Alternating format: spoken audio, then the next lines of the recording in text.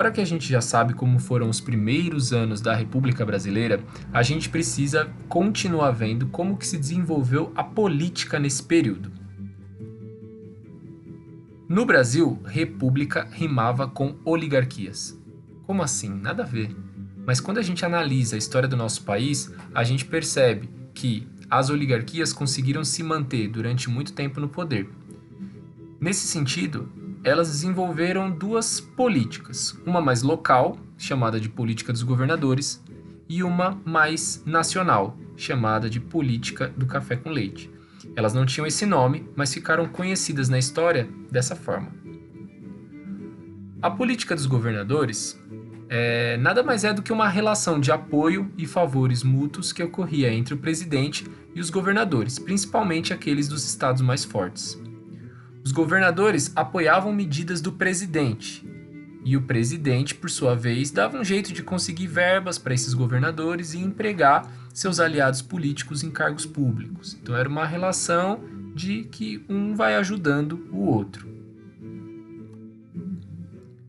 Para que essa política dos governadores fizesse efeito, era desenvolvido um coronelismo. Tá, e vamos entender o que é esse coronelismo. Os coronéis eram latifundiários com grande poder local. Eles não eram militares, eles recebiam esse título de coronel por causa de uma tradição de que o imperador nomeava como coronéis esses fazendeiros, para que eles tomassem conta de determinadas regiões de acordo com algumas diretrizes que o imperador passava. Então, esses latifundiários tinham uma grande capacidade de controlar a região, né? A vila, a cidade, ou até mesmo um pouco mais que uma cidade.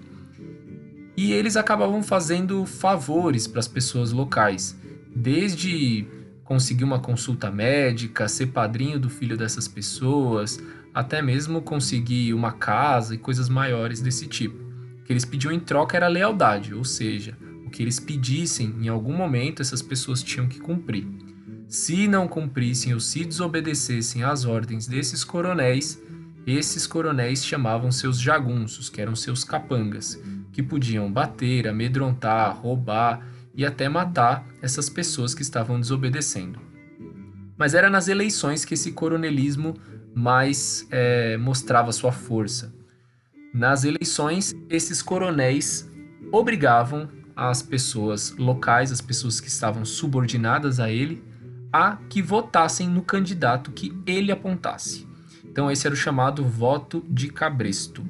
Então as pessoas eram como gado controladas por esse coronel. Essas pessoas controladas pelo fazendeiro, pelo coronel, acabavam compondo o que ficou chamado de curral eleitoral. Então, curral é aquele espaço onde o gado fica trancado, né? Então, dessa forma, como a sociedade brasileira era muito rural, ficou conhecido assim. Quando as eleições não saíam conforme o planejado, os coronéis, junto com os seus aliados políticos, davam um jeito de fraudar essas eleições. Lembrando que as eleições eram feitas pelo voto declarado, o voto não era secreto, então era bem difícil enganar um coronel. Aqui a gente tem algumas imagens que ilustram essas práticas, né? Então, em todas elas você vê uma pessoa com um porte de coronel, de grande fazendeiro, obrigando, pressionando os eleitores a votar ou a votar em quem ele quer. Na última imagem fica bem evidente isso, né? O coronel aponta para um quadro onde tem uma foto dele mesmo, e se o eleitor amedrontado não vota no coronel, atrás está o jagunço armado, pronto para atirar. Esse esqueminha aqui mostra muito bem como acontecia essa prática, né? Então você tem lá no topo o presidente e aqui na base a população. Então o presidente não intervinha nos estados, não mexia com as coisas do governador. E essa oligarquia que estava eleita como governadora apoiava o presidente politicamente, também não se opunha ao que o presidente indicava. Na época das eleições, essas oligarquias davam um jeito de conseguir deputados que apoiassem o presidente. Então, eles forçavam para que toda a estrutura abaixo deles votasse nos candidatos que apoiariam o presidente. O que ele ia conseguir em troca? Verbas e também votos nas eleições. Essa oligarquia passava verbas para os municípios, para o prefeito. E o que o prefeito dava em troca? Quando chegavam as próximas eleições, conseguia votos para as oligarquias. O prefeito fazia favores para o coronel, para os vários coronéis espalhados pelo país. E os coronéis, na época da eleição, conseguiam votos para esse prefeito. Esses votos vinham da onde? Da população. Então era o chamado voto de cabresto, ou o voto do curral eleitoral, que eram aquelas pessoas pressionadas pelos coronéis a votarem e a fazerem o que ele indicava.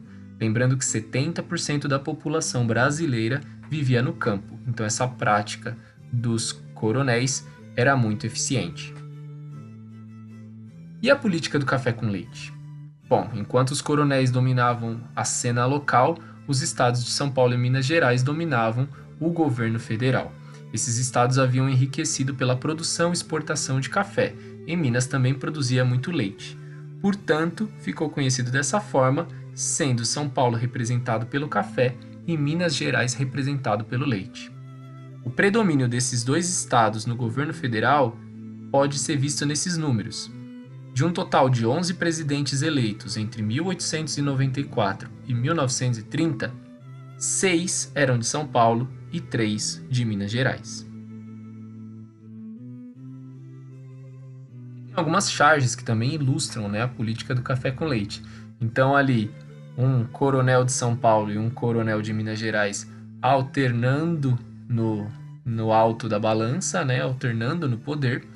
E aqui do lado você vê o trono do presidente da República sendo apoiado por um fazendeiro de São Paulo, um fazendeiro de Minas, enquanto os outros estados ficam abaixo ali, pedindo esmolas, Então você consegue ver sempre ou no chapéu ou nas roupas dos fazendeiros o nome do estado por eles representado. Para a gente poder sentir o peso, a força da oligarquia cafeeira no país, a gente pode falar um pouquinho do convênio de Taubaté. Bom, Taubaté é uma cidade paulista que em 1906 foi realizada uma reunião que reuniu os governadores do Rio de Janeiro, Minas Gerais e de São Paulo. Eles queriam lidar com o problema da queda das exportações de café. Então as oligarquias cafeeiras estavam muito descontentes porque estava diminuindo a venda de café para fora do país. Elas não queriam baixar o preço, porque isso significava diminuir os seus lucros. Então, eles pressionaram os governos locais, que depois pressionaram o governo federal, e esses políticos, esses estados e a União passaram a comprar todas as sacas de café que não eram vendidas no mercado internacional. Supostamente, esse café deveria ser estocado e depois que todos os fazendeiros conseguiram vender seus cafés, o Estado poderia vender no mercado internacional esse café estocado. Porém, como era uma tendência do momento por causa da crise, por causa da criação do ambiente de guerra na Europa, de não comprar tanto café, isso não aconteceu. E a gente vai entender mais para frente os desdobramentos dessa política que nós vimos aqui.